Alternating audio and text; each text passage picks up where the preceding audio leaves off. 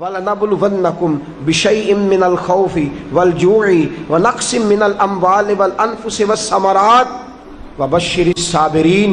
فرمایا میں ضرور تمہیں آزماؤں گا، میں ضرور تمہیں آزماؤں گا، خوف دے کر، جانوں مالوں پھلوں کی کمی دے کر، اور اگر تم نے صبر کیا تو میرے محبوب انہیں جنت کی اور میری رحمت کی خوشخبری سنا دیجئے۔ اگر کوئی نیک بیمار پڑ جائے تو اس کی اللہ آزمائش فرما رہا ہوتا ہے، اس کی اللہ آزمائش کرتا ہے، اللہ تبارک و تعالیٰ اس پر فضل فرماتا ہے، اس کی آزمائش کرتا ہے۔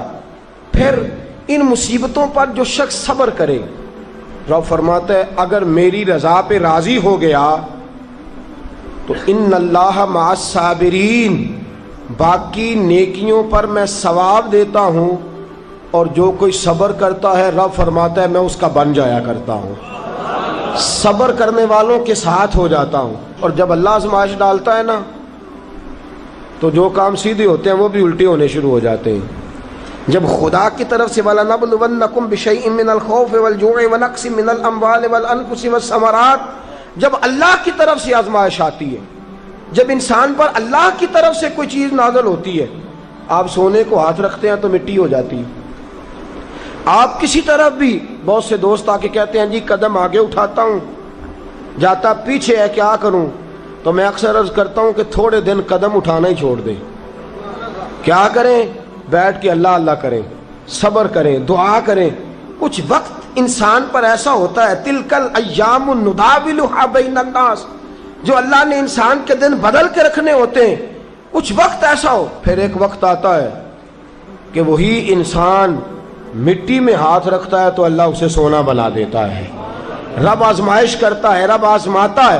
جو لوگ مصیبتوں پر صبر کرتے ہیں، جو لوگ مصیبتوں پر صبر کرتے ہیں، سید عالم نور مجسم شفیع معظم صلی اللہ تعالی علیہ وسلم نے فرمایا، رب فرماتا ہے ایک بندہ اللہ کی بارگاہ میں کھڑا ہوا، قیامت کا دن ہے، فرشتے نامہ اعمال کھولنے لگے۔ اللہ نے فرمایا فرشتوں تمہیں پتہ ہے میں نے اسے دنیا میں بڑے دکھ دیے تھے، اس پر بڑی آزمائشیں آئی تھیں، اس نے زندگی بڑی تکلیف میں گزاری تھی، تمہیں خبر ہے؟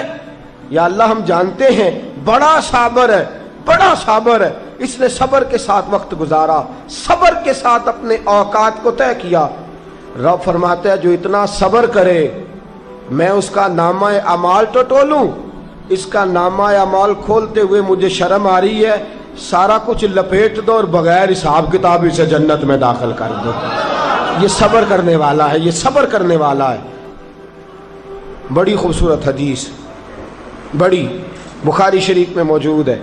بخاری شریف کی یہ حدیث ایسی ہے جسے میں جب بھی پڑھتا ہوں میں چوم لیتا ہوں۔ حدیث کیا ہے؟ رسول کریم صلی اللہ تعالی علیہ وسلم نے فرمایا، رب فرماتا ہے ایک بندہ ہے، اس کو میں نے آنکھیں نہیں دی، اس کو میں نے آنکھیں نہیں دی، اندھا ہے، پیدائشی اندھا ہے یا بعد میں کسی وجہ سے ہو گیا، اس کے پاس آنکھیں نہیں، لیکن اس نے زندگی بھر صبر کیا، اس نے زندگی بھر صبر کیا، صبح قیامت وہ کھڑا ہوا تو رب کریم نے فرشتوں سے فرمایا، فرشتوں اس کو میں نے آنکھیں نہیں دی، بیچارہ نہ بیٹی دیکھ سکا، نہ بیٹا، نہ باپ دیکھ سکا، نہ ماں، یہ کوئی دنیا کا نظارہ نہیں کر سکا، تم بتاؤ اس کا اجر کیا ہے؟ فرشتے کہتے ہیں مولا جنت کا اعلیٰ درجہ دے دے، اللہ اسے بے حساب بخش دے۔ تو رب فرماتے اس نے ساری زندگی بغیر آنکھوں کے صبر کیا ہے، اسے صرف جنت نہیں ملے گی بلکہ آج اسے اس کا رب اپنا دیدار بھی کرائے گا۔ فرمایا قیامت میں لوگ جنت کے نظارے کریں گے اور یہ اللہ کا دیدار کرے گا، اس کو رب کریم کے جلوے دکھائے جائیں گے، اس لیے کہ یہ صابر رہا۔ اور میرے اعلیٰ حضرت فاضل بریلوی رحمۃ اللہ علیہ فرماتے ہیں جو صابر ہوتا ہے نا، توجہ ہے آپ کی، میری بات کی سمجھ آ رہی ہے؟ اعلیٰ حضرت فرماتے ہیں بڑا قیمتی جملہ، فرماتے ہیں جو صابر ہوتا ہے وہ سکون میں ہوتا ہے۔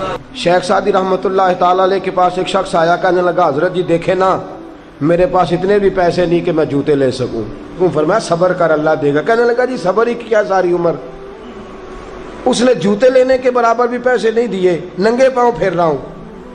شیخ سعدی رحمۃ اللہ تعالی علیہ نے اس کا بازو تھاما، ایک گھر میں لے گئے، دروازے پہ دستک دی، گھر کا مالک باہر آیا، اس نے دونوں طرف بیساکھیاں پکڑی ہوئی ہیں، ٹانگیں تو ہیں پر پیر ہی کوئی نہیں۔ فرمانے لگے بتا یہ اچھا ہے کہ تو؟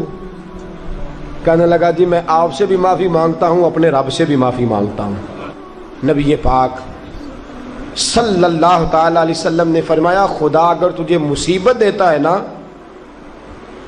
اور ان مصیبتوں پر جب اللہ تجھے قیامت میں اجر دے گا تو تیرا دل چاہے گا کاش سکون ہوتا ہی نہ، آزمائشیں ہی آزمائشیں ہوتی، تو وہ اجر دیکھے گا۔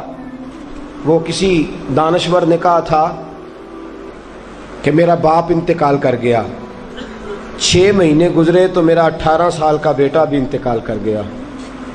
کہنے لگے میں نے اپنے 80 سال کے باپ کا جنازہ اٹھایا تو میری کمر نہیں جھکی، لیکن جب 18 سال کے بیٹے کا جنازہ اٹھانے لگا تو میری کمر جھک گئی، اور رو کے کہنے لگا لوگو باپ کا جنازہ پڑھنا آسان ہے، دعا کرو کسی کو بیٹے کا جنازہ نہ پڑھنا پڑ جائے، بڑا مشکل کام ہے، بڑا کٹھن مرحلہ ہے۔ حضرت ابو ہریرہ رضی اللہ تعالیٰ عنہ فرماتے ہیں اللہ کے محبوب صلی اللہ تعالیٰ علیہ وآلہ وسلم کے صاحبزادے جناب ابراہیم علیہ السلام فرماتے ہیں حضور کے صاحبزادے آپ رات کو جب ان کی ولادت ہوئی تو نبی کریم علیہ السلام ہمارے درمیان آئے۔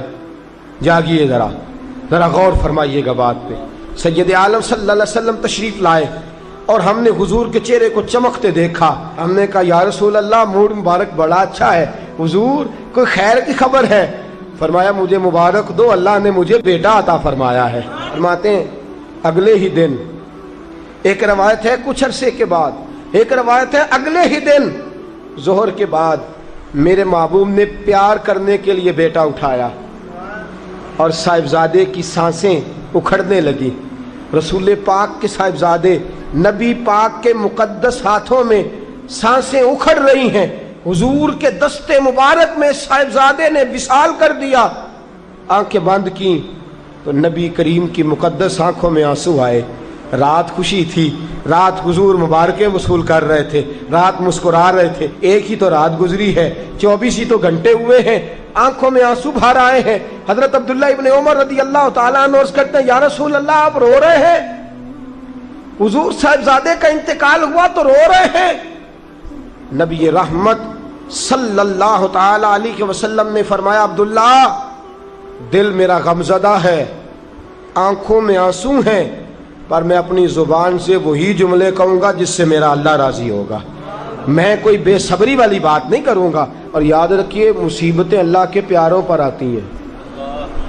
500 سال فرعون نے دعویٰ خدائی کیا ہے معاذ اللہ، 300 سال فرعون کا حال یہ تھا کہ ننگے پاؤں کانٹوں پہ چلتا تھا اور اس کے پیر میں کانٹا بھی نہیں چبھتا تھا،